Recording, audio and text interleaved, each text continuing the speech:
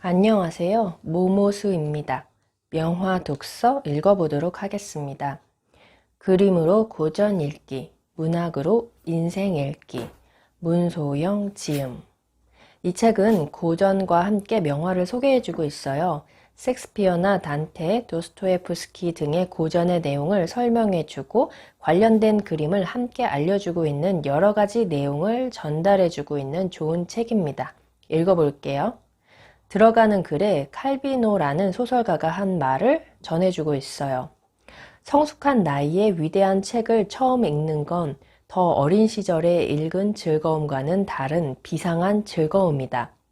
어린 나이는 독서에 특정한 풍미와 의식적인 중요성을 부여하는 반면에 성숙한 나이는 더 많은 디테일과 관점들과 의미들을 알아보기 때문이다. 바로 그 즐거움을 함께하고 싶은 마음이 이 책을 쓰게 된 동기 중 하나가 아닐까 싶다. 15페이지. 스티브 잡스의 말을 인용하고 있네요. 죽음은 삶이 만든 유일한 최고의 발명품인 것 같습니다. 죽음은 삶의 변화를 가져오는 동력이니까요. 영화 죽은 시인의 사회에서 키팅 선생도 학생들에게 비슷한 말을 한다. 왜 시인은 할 수 있을 때 장미 봉오리를 모으라고 했을까? 왜냐하면 우리는 구더기 밥이니까. 제군들, 왜냐하면 여러분이 믿든 안 믿든 이 방에 있는 우리 모두는 하나같이 언젠가는 숨을 멈추고 차갑게 식어 죽을 거니까. 키팅이 언급한 시는 17세기 영국의 시인 로버트 헤릭의 처녀들에게 시간을 소중히 하기를 이다. 시는 이렇게 시작한다. 할 수 있을 때 장미 봉오리를 모으라. 시간은 계속 달아나고 있으니 그리고 오늘 미소 짓는 이 꽃이 내일은 지고 있으리니. 죽은 시인의 사회에서 키팅은 할 수 있을 때 장미 봉오리를 모으라는 말이 라틴어 격언 카르페 디엠, 영어로는 seize the day와 같은 뜻이라고 알려준다. 모두 오늘을 잡아라 라는 뜻이다. 그는 말한다. 카르페 디엠, 오늘을 잡아라. 제군들, 여러분의 삶을 범상치 않게 만들어라. 그리고 영국 빅토리아 시대의 화가 존 윌리엄 워터하우스의 할 수 있을 때 장미 봉오리를 모으라 라는 제목의 그림을 소개해주고 있습니다. 73페이지, 고도를 기다리며 작품을 소개해주고 있어요. 아무 일도 안 일어나고 아무도 안 오고 아무도 안 떠나고 참 지겹군. 고도를 기다리며에서 에스트라공은 이렇게 투덜거린다. 이 작품의 한 줄 요약으로 손색이 없는 말이다. 좀 더 긴 요약을 원한다면 이렇게 말할 수 있다. 어느 저녁 앙상한 나무 한 그루만 있는 어느 황량한 곳에서 고고라는 애칭의 에스트라곤과 디디라는 애칭의 블라디미르가 고도라는 미지의 인물을 기다린다. 귀여운 애칭에 어울리지 않게 이 둘은 중년 혹은 노년의 남성이다. 하지만 고도는 끝내 오지 않고 한 소년이 와서 그가 내일은 꼭 온다고 전한다. 다음날 같은 시각, 같은 장소에서 그들은 또 고도를 기다린다. 하지만 역시 고도는 끝내 오지 않고 또 소년이 와서 그가 내일은 꼭 온다고 전한다. 이것으로 끝.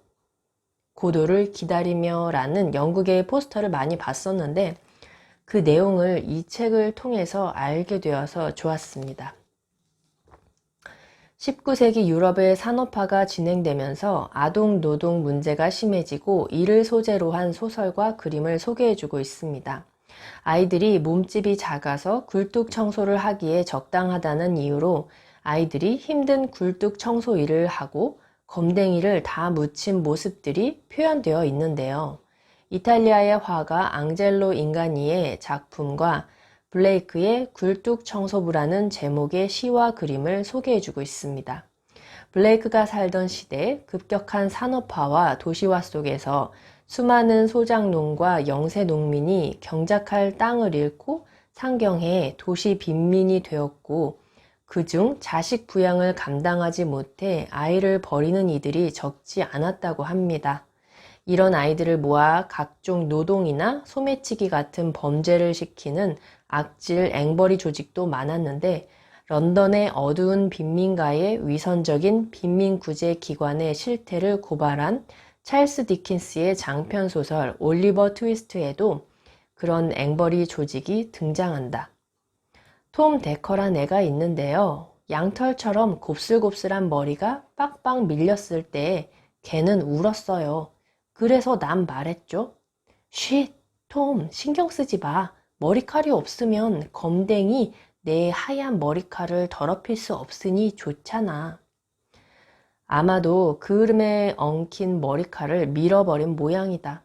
종종 열기가 식지 않은 굴뚝에 들어가야 해서 화상을 입기도 하고 연기에 질식하거나 발을 헛디뎌 추락해 숨지기도 했다. 이런 사고를 당하지 않더라도 일을 하며 계속 들이마셔야 했던 잿가루 때문에 나중에 무서운 병에 걸리기 일쑤였다. 눈 속에 작은 검은 검, 비통한 음으로 윕, 윕 외치네. 내 아버지 어머니는 어디 계시니? 말해봐라. 두 분 다 교회에 기도하러 가셨어요. 내가 행복해하고 춤추고 노래하니 그분들은 내게 아무 상처 입히지 않았다고 생각해요. 그래서 신과 성직자와 왕을 찬양하러 가셨답니다. 우리의 비참함으로 천국을 이루는 그분들을. 블레이크 외에 많은 문인들이 산업혁명기 아동노동의 문제를 강렬한 작품으로 고발했다. 생각해보면 우리가 너무나 잘 아는 안데르센의 아름답고 슬픈 동화 성냥팔이 소녀도 그런 이야기가 아닌가. 훗날 아동노동이 금지되고 다수의 유럽 국가들이 강력한 아동복지 제도를 갖추게 된 데에는 이런 문학 작품들이 한몫했을 것이다. 다음으로 노르웨이의 두 거장 입센과 뭉크를 살펴보겠습니다. 삶과 세계에 깃든 어둡고 불편한 진실, 그것에 숨김없는 노출에 공통된 작가들인데요. 뭉크의 전시회에서 입센은 이렇게 말했다고 합니다. 뭉크 씨도 내가 경험한 걸 겪게 될 겁니다. 적이 많아질수록 친구도 많아진다는 걸. 뭉크는 입센의 열렬한 팬이었다고 합니다. 입센의 유령 작품을 매우 좋아했고 후에 유령이 연극으로 올려질 때 무대 디자인을 맡기도 했다고 합니다. 251페이지. 중세 철학의 거성 아우구스티누스는 신의 뜻을 담은 두 가지 신성한 책이 있는데 하나는 성서이고 다른 하나는 자연이며 이 자연의 책은 무식한 사람도 읽을 수 있다고 했다. 근대 과학의 장을 연 갈릴레오 갈릴레이도 그 두 가지 책에 대한 이야기를 했는데 갈릴레이는 반대로 자연의 책이 더 해독하기 어렵다고 했다. 사실 우리는 늘 자연과 우주의 현상을 보고 있지만 과연 그 의미를 읽고 그 법칙을 꿰뚫고 있는가? 동서고금의 수많은 학자와 종교인과 예술가들이 그에 대한 나름의 답을 내놓았지만 무엇이 절대적인 답인지 아는가? 아니, 그 현상에 정말 의미와 법칙이 있기는 있나? 그런 고민에 빠져 있는 우리는 바로 바벨의 도서관에서 해독할 수 없는 책을 붙잡고 고민하는 인간과 같은 존재이다. 책 중에 허먼 멜빌의 백경, 모비딕이 소개되어 있는데요. 스타벅스에 관한 재미있는 소개가 있어서 얘기해 드릴게요. 커피 체인의 대명사와도 같은 스타벅스 그 이름은 미국 소설 백경에 등장하는 1등 항해사 스타벅에서 유래했다고 한다. 미국과 한국의 어떤 매체들은 소설 속 스타벅이 커피를 너무 좋아해서 그 이름을 따서 지었다고 소개하곤 한다. 그런데 백경 어디에도 스타벅이 커피광이라는 언급은커녕 그가 커피를 마시는 장면조차 없다고 해요. 참고로 스타벅스 커피가 스타벅의 이름을 딴 진짜 이유는 초창기 창업주 중 백경의 팬이 있었고 또 본거지인 시애틀의 항구 도시로서의 성격, 이름이 주는 어감 등 여러 가지를 고려해서였다고 합니다. 이 책에서 또 여자 작가들을 소개한 부분들이 있는데 프랑켄슈타인을 쓴 메리 W. 셜리와 조선시대 뛰어난 여성 작가 허난설원을 소개하고 있습니다. 특히 허난설원에 대해서 좋은 얘기를 많이 해주고 있어서 허난설원에 대해서 궁금해지는 면이 있었습니다. 353페이지. 지금으로부터 60여 년 전 서울대에 갓 입학한 여학생은 꿈과 자부심에 부풀어 있었다.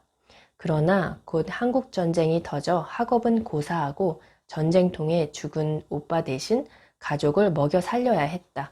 그녀는 간신히 미국 PX 초상화 가게에 취직했다. 지나가는 미군을 붙잡고 되먹지 않은 영어로 가족이나 애인 초상화를 주문하라고 꿰는 일이었다. 그 일의 모멸감 때문에 그녀는 점점 성격이 황폐해져 가게 화가들에게 화풀이를 하곤 했다. 이때 순하고 과묵한 한 화가가 그녀의 마음을 어루만져 주었다. 두 사람은 곧 친구가 됐지만 서로가 뒷날 한국 문단과 화단에 큰 별이 될 줄은 몰랐을 것이다. 소설가 박완서와 화가 박수근의 이야기다. 라며 박완서와 박수근 작가에 대해서 소개해주고 있습니다. 다양한 이야기와 그림들이 소개되어 있는 재미있는 책이었어요. 명화도 같이 소개해주고 있기는 한데 고전 글에 더 무게가 실리는 면이 있고 그 글들이 궁금해지게 인도해주는 책이었습니다. 추천합니다. 감사합니다.